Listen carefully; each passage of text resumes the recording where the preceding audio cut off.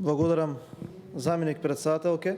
Имено суштината и предлогот на овој амандман е да се намали она непопуларно мислење кое што во изминативе години се формираше за градот Скопје, а тоа е дека еден од најзагадените градови во светот.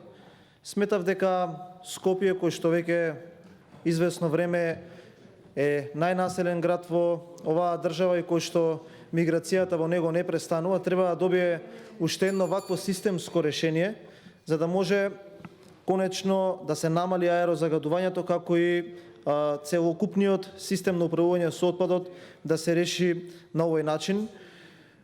Сметав дека исто како прифатениот амандман за уредување на кеот на леката Лепенец 100 милиони денари, што беше прифатен од страна на опозицијата, иако мнозинството не го изгласа, дека и овој амандман ќе се прифати, дека ќе се изгласа, со цел да заокружиме една целина и да помогнеме во формирањето на самиот систем за управување на отпадот во градот Скопје.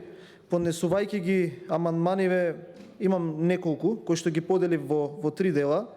Едниот беше решавањето на секојдневните проблеми на граѓаните, оние кои што ги мачат, на начин на кој што би се стимулирало и влучувањето во капиталните инвестиции, ама и во решавањето на нивните проблеми, заради тоа што знам дека голем дел од општините и не се моќни без поддршка на владата и без помош на владата да решат одредени проблеми, тоа добро тука сите го знаеме.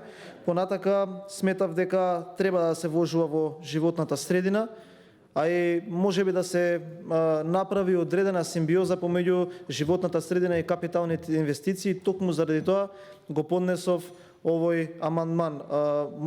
Изминативе неколку дена, додека разговараме за амандманите, доминира животната средина и секој амандман кој што ќе биде предложен треба да биде предложен во насока на подобрување на сегашната состојба, без разлика што довело до формирање на истата.